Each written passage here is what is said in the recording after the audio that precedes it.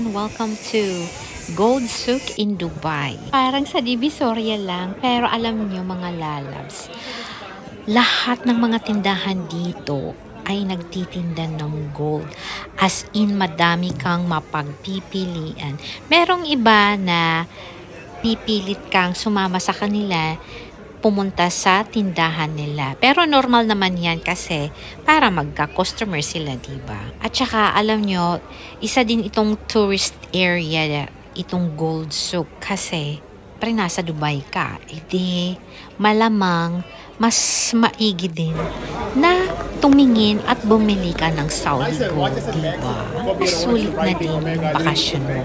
Actually, meron akong gustong tindahan na puntahan dito. Yung name ng store is Honey Gold. Kasi nakita ko yung vlog na doon siya bumibili. At saka gustong gusto ko, makakatawad ka doon, makaka-discount ka, syempre. Diba dito, grabe ang daming mapagpipilian. Nako, pera lang yung wala. At saka, di rin kasi pwedeng bumili ng madami. Kasi, pagbalik namin sa aming country, dito sa Netherlands, Diyos mayo Marimar, asahan mo nang i-stop ka ng immigration. While I'm editing this video, nakabalik na po kami dito sa Netherlands. And guess what? Diyos mayo Marimar, in-stop kami ng immigration. Grabe itong nakikita natin, diba? As in, I'm curious kung meron kayang taong magsusuot ng ganyan sa labas, diba? Nakakaloka. Nandito na kami sa Honey Gold. Do you have any ID with him? No ID with him. So it's okay? This is your brother? So, ayan, nandito kami sa Honey Gold. Nandito si Bebe, Hello po, pasyalan niyo pong Honey Gold. Yes, pag magpunta kayo dito sa Dubai Gold Souk, hanapin niyo yung Honey Gold. Kasi dito, malaki yung discount char. Ayan. Chai tea for my Which one mom. you looking? Which one you Yeah. looking? So, ayan, meron akong lip mang napili dito. Pero ayokong i-reveal muna, char. Alam niyo, Diyos ko, kung siguro dito ako nakatira, siguro every month bibili ako ng alahas. Kaso, ang layo-layo namin. Dito kasi sa Netherlands, mahal ang Saudi gold. Or any gold actually. Dito sa Saudi, syempre, nandito ka na tax-free. Murang-mura talaga. Ang problema lang, pagdating mo sa airport, kasi stop ka talaga, promise. Nang sabi ko, while I'm editing this video, nakalarating na kami dito sa Netherlands. As in-stop talaga kami, pinabuksan yung aming maleta kasi may nakitang gold. Nabihan kami na nag-exceed kami sa maximum amount na dapat bilhin sa ibang country na gold. Anyway, nakalabas din kami ng airport. So, tingnan nyo itong nasa stante, OMG, diba? Grabe, ang bigat-bigat siguro niyan. Siguro, sasakit ang leeg mo niyan. Nakakatuwa at nakakamangha yung mga gold dito, promise. Actually, sa sobrang dami ng gold, parang naumay din yung mata ko sa kakatingin. Akong biniling bracelet, oh my God, malaki yung pinutol nga. Sobrang liit ng wrist ko. Kung meron akong ganitong gold, siguro hindi na ako magsusuot ng damit. Char lang. Lalabas ka ng bahay ganyan. Pero sa tingin ko, pag yan yung suot-suot mo, parang hindi maniniwala yung tao na totoong gold yung suot mo.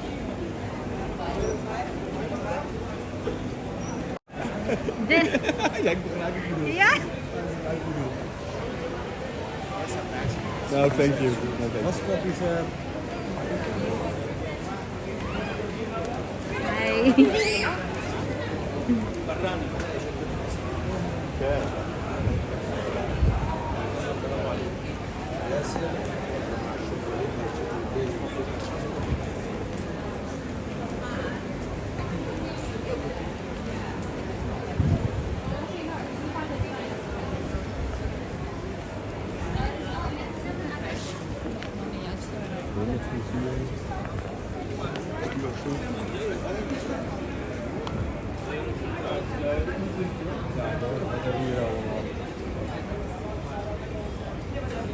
Mucho food fast tower das Katia. Yung yung store na binilhan ko ng mga alahas ko, Honey Gold. So kung magpunta kayo dito sa Gold Souk, punta kayo dyan. Or sa Gold Souk, dito naman tayo sa Spice Souk. Actually, magkatabi lang yung Gold Souk at saka Spice Souk. Ito yung binibinta nila yung mga dried herbs at saka yung dried flowers, dried Arabian spice, ganon-ganon. Ang gaganda. Ang ganda nilang tingnan, no? Kulay. Ang ganda talaga. Dito sa Spice Souk, wala kaming binili kasi hindi naman kami mahilig sa mga ganyan-ganyan. Actually, yung halimbawa yung tea, sana. Kaso, ang problema naman, pagdating sa airport, kasi stricto dito sa Netherlands. So yan, hanggang tingin lang kami dyan dito sa Spice Souk. Ah, Yeah. I have one question. You know what is this? what's that? This is a look like salt, look like sugar, but not sugar, not salt. Okay. This is a crystal menthol. Crystal menthol, very good for open sinus, for headache, for migraine, anti-cough, antibacterial, and cold. How we can use it? At home, little bit. You put into a small jar hot water and take a table and inhale it. If you don't have hot water, you can use it with hot charcoal also. You use that? Okay. Charcoal. Please close your eyes and listen slowly, okay? Close your eyes. Close your eyes, brother. Close your eyes. Close, moet je eigen ogen dicht. Naman, pumasok kami sa mga iski-iskinita dito sa Spice Souk. So, parang shopping center yung style ba? Shopping center na Divisoria style. Nakaganda dito sa Dubai, parang walang snatcher, promise. Siyempre, di ba yung Dubai, pinaka-strictong country yan. Diyos ko, siguro kung mag-snatch ka dito, yung yung buong kamay mo, puputulin, char. Ang ano dito, ano pa, parang safe kang maglakad dito, promise. Lang huhugot sa bag mo or cellphone mo. Lalo na nga, nag-vlog ako. Naku, pag dyan yan sa Pinas, OMG, hindi ka makapag-vlog sa Divisoria kasi madaming nakaabang. Umakot sa Tiris Beach.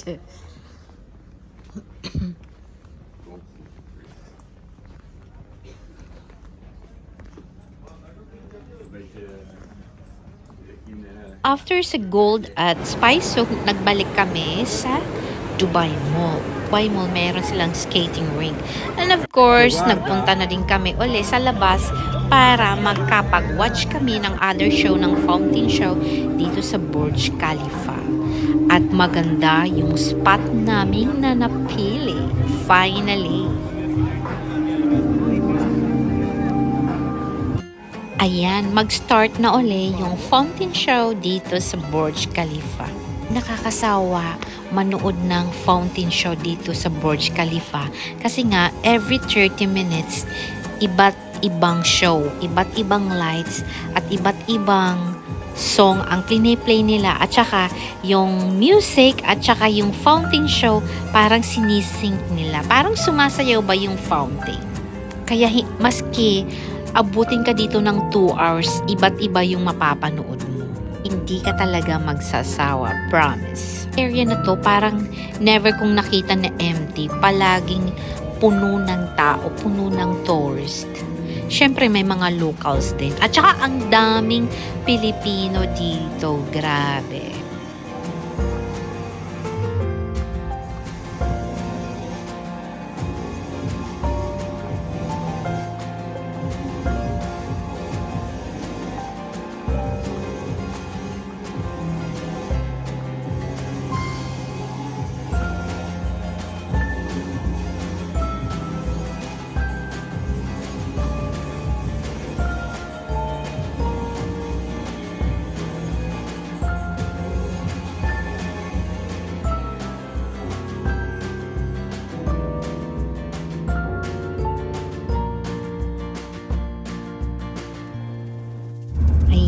Uwian na, pabalik na tayo sa hotel. Mga pagod na yan. Wala ka nang maririnig na nagsasalita kasi pagod na pagod na.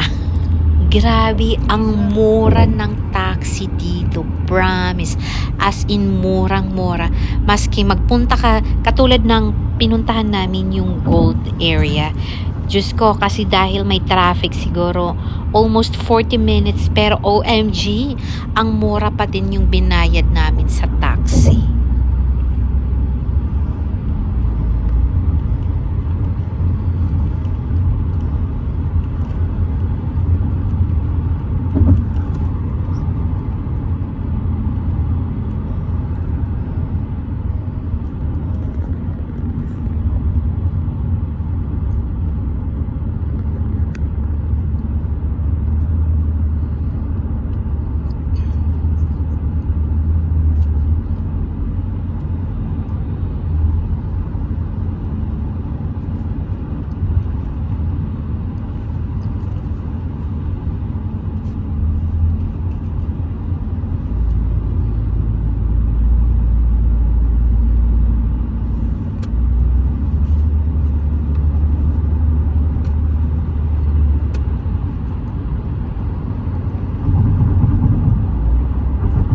Je ziet maar altijd op Maximum snelheid. Ik zie net op de box.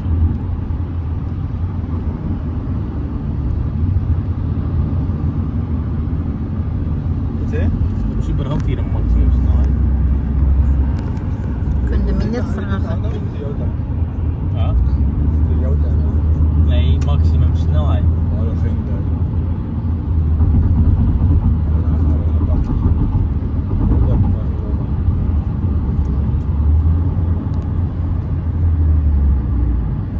Volgens mij wel.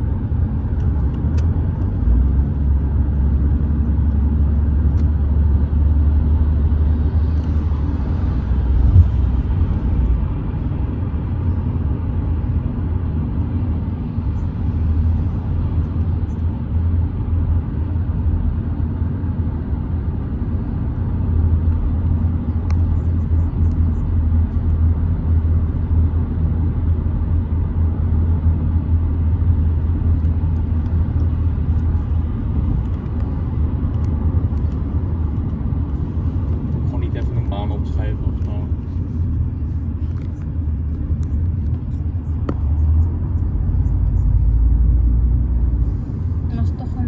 So malapit na kami sa aming hotel. So thank you so much for watching. Sa mga bago kong subscribers, please don't forget to click the notification bell so you're updated whenever I have new uploads. Hanggang sa part 4.